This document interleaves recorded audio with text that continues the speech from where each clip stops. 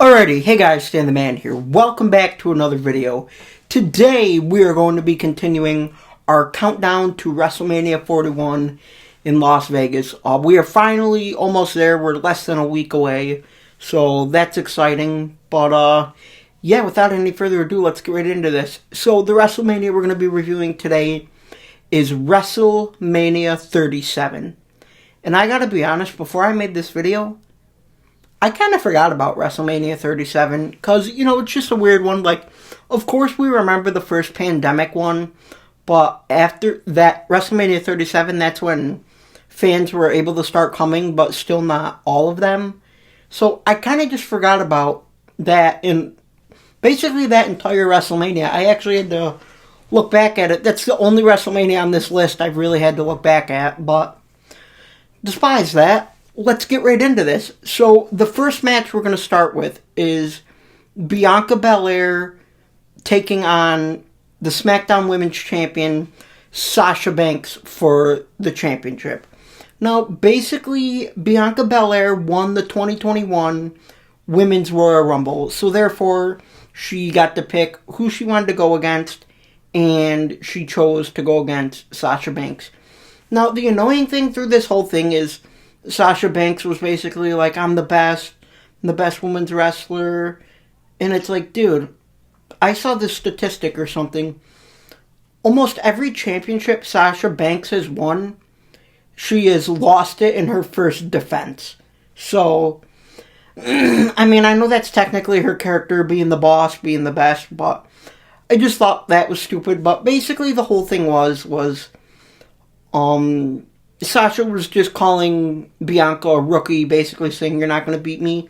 And to be fair, Bianca wasn't really on the main roster that long, but this match was actually insane. It was the main event of night one, and I actually thought this match was good. The whole entire match was really fast-paced, and oh my god, some of the powerful moves Bianca Belair was doing, like, Bianca was on the outside, and Sasha suicide dived onto Bianca. Bianca caught her, picked her up while she was on the ground, gorilla pressed her over her freaking head, and walked up the stairs and threw her back into the ring.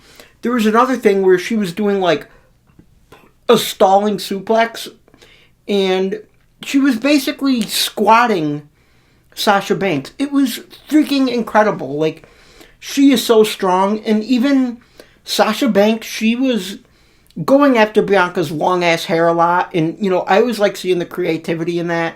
She got Bianca in the Banks statement by wrapping her long-ass ponytail around her. It was really cool. And then a brutal part, Bianca's on the top rope, does a 450 off the top rope, lands ribs first on Sasha's knees. It was absolutely incredible, and, we make it to the end of the match where Sasha runs at Bianca, basically catches her. She basically catches her with a KOD out of nowhere. Like, it was absolutely incredible, and, I think Bianca's performance definitely earned her that title shot, to be honest with you. But, yeah.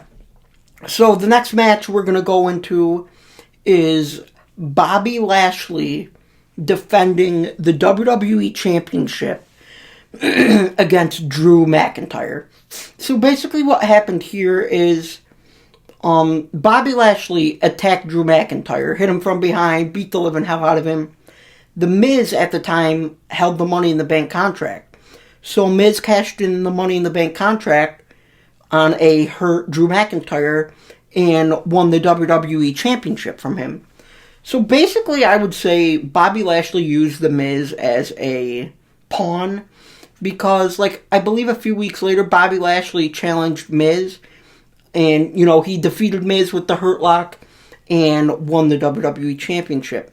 So, of course, Drew McIntyre approached him and was basically like, well, you screwed me out of my WWE Championship, so I want to take you on at WrestleMania. And that's what happened. They were there. They kicked off the show, WrestleMania 37 Night 1. But a big thing was, too, this is when Bobby Lashley was with MVP, so we had MVP in his corner helping him. Overall, I thought the match was really good for a show starter. Excuse me. But, 6'3", 250-pound Bobby Lashley, 6'6", Drew McIntyre, 270 pounds. It's just two giant bulls going at it. Drew McIntyre was throwing Bobby Lashley around like a rag doll.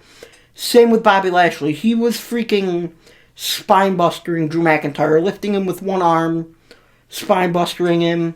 What was good about this, though, what I liked, is they were reversing each other's finishers a lot. They were getting out of them. Bobby Lashley did the Hurt Lock. Drew was able to get to the ropes.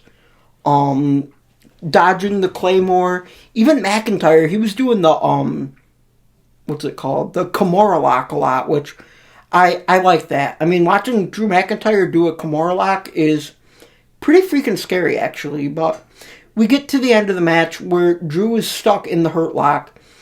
He runs into the corner and, pushes his feet off to where they fall backwards. But freaking, despite falling backwards, Bobby Lashley was still holding on to Drew. He got him up, and Drew was fading, and he fell to the ground, and that was it. Bobby Lashley had retained his WWE Championship from doing the Hurt Lock. Now, what I like about this, submissions, most people tap out in a way that I feel like it's really hard to recover from that storyline-wise, because it kind of makes you look weak if you tap out. So I like that they didn't have Drew McIntyre tap out. They just had him do the quote-unquote tap out, which I thought was pretty unique. And I also like they didn't do the stupid thing where they lift the arm up 3 times. I don't know. I'm personally not a fan of that. I know it's to hype up the crowd, but I just like when the ref basically gets in there, looks, are you going to tap out? You good? And just taps out or passes out and rings the bell. I like that. And overall, I thought Bobby Lashley's WWE title reign was decent because, then he made the Hurt Business with MVP, Cedric Alexander, and Shelton Benjamin, and that was just a pretty cool group, in my opinion. And then last but not least, we have the final match. Roman Reigns defending the Universal Championship against Daniel Bryan and Edge. This was the main event of night 2. So, you guys know Roman Reigns, he had won the WWE Championship Universal title at Payback, I believe, several months before that. So he was already going in as the champion. Edge won the 2021 Royal Rumble. So, just like Bianca, he of course had first dibs on who he wanted to pick. And that's who he picked. But the thing is, there kept being contract signings and face-to-faces. And Daniel Bryan would weasel his way into it. I think basically Daniel approached Roman with a contract about fighting him. And he didn't want to. He said no, of course. But, Daniel Bryan had to make it personal, talk shit about Roman's family and his pride, and he got Daniel Bryan to sign the contract. For weeks leading up to this, all these guys were attacking each other from behind and stuff like that. But, we finally make it to the match. A lot of the match, honestly, I feel like Roman Reigns dominated a lot in the beginning. But you know how triple threats are. One guy gets thrown out, and they make a comeback out of nowhere. The match was really physical. A lot of chair shots, a lot of throwing. I remember after the first 4 minutes, it was insane what they had gone through. I believe Daniel got put through the announce table, Edge thrown through the ring steps. It was absolutely incredible. I think one of the best parts is we make it near the end of the match where Edge has Roman Reigns in the crossface, but he ripped off a bar from a steel chair and held it in his freaking mouth. Daniel Bryan comes in, puts Roman Reigns' other arm in a submission while they're both holding it, and Edge and Daniel Bryan literally just have a freaking headbutt war, bashing each other's heads over and over again until they fall off each other. But you know how it is. In the end, Roman Reigns hits the spear on both of them.